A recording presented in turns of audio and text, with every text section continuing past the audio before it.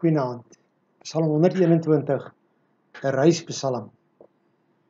As deel van die pelgrimspsalms bied Psalm 121 vir my 'n bepaalde perspektief op my lewe as 'n gelowige. Dis 'n perspektief van beweging.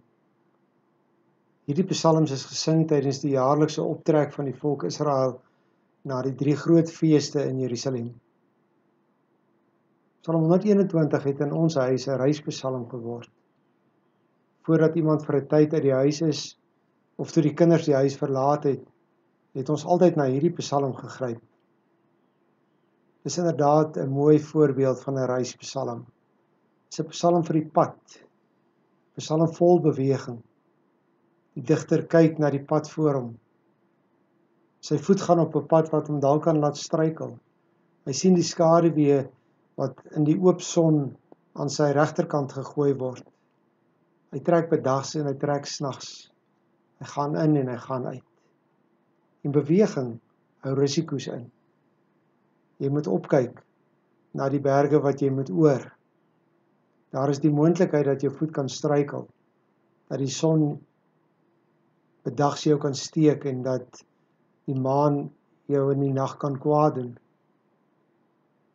Beweging verg bewaring, beskerming, versorging, want die reisiger is blootgestel en afhanklik.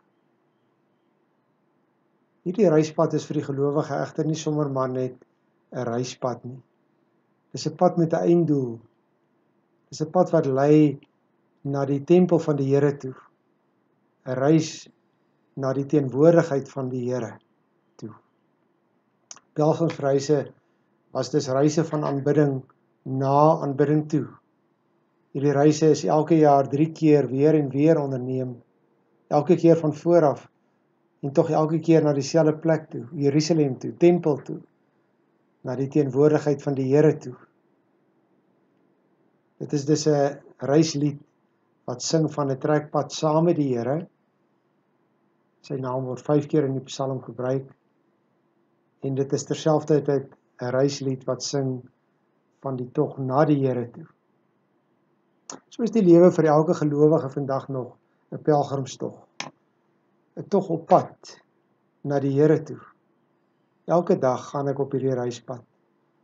Elke week gaan ek op dit wanneer ek saamkom met gelowiges om die Here te ontmoet.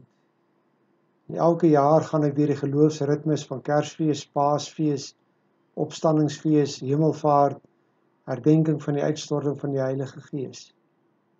Dis 'n reis deur verskillende lewensfases heen, teen opdraandes op en afdraandes af, gelykpad, grondpad, teerpad, pad met slaggate in.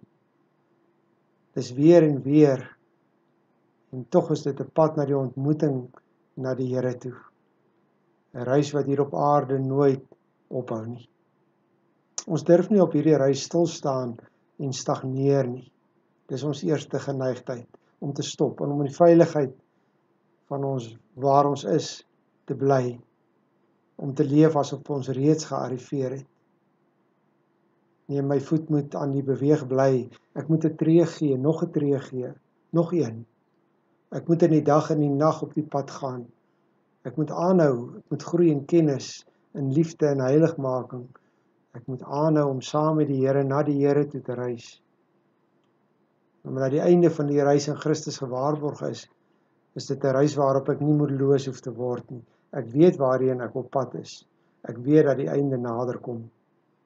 Paulus skryf hieroor in Filippense 3 vers 10 tot 14. Al wat ek wens is om Christus te ken, die krag van sy opstanding te ondervind en deel te hê aan sy lyding, deur aan hom gelyk te word in sy dood. In die verwagting dat ek self deel sal hê aan die opstanding uit die dood. Ek sê nie dat ek dit alles het of die doel al bereik het nie, maar ek span my in om dit alles myne te maak, omdat Christus Jesus my reeds syne gemaak het. Ek verbeel my nie dat ek dit alles al het nie, maar een ding doen ek. Ek maak my los van wat agter is, en ek strek my uit na wat voor is. Ek span my in om by die wenstreep te kom, sodat ek die hemelse prys kan behaal, waartoe God my geroep het in Christus Jesus. Ek weet nie waar jy vanaand op jou pelgrimspad staan nie. Dalk het jy opgehou beweeg. Dalk het jy nie lus om weer te begin nie. Dalk sien jy nie kans vir die bergpad voor jou nie, vir die dag se hitte of die nag se koue nie. Kom gee weer 'n tree. Hou aan beweeg. Jy is nie besig om doelloos rond te drentel nie. Jy is op pad in die Here se teenwoordigheid, na die Here se teenwoordigheid. Die wenstreep is voor jou. Die hemelse prys is Jesus Christus. Hy's daar. En die Here wat die hemel en die aarde geskep het, is jou bewaarder op hierdie reis. Goeienaand.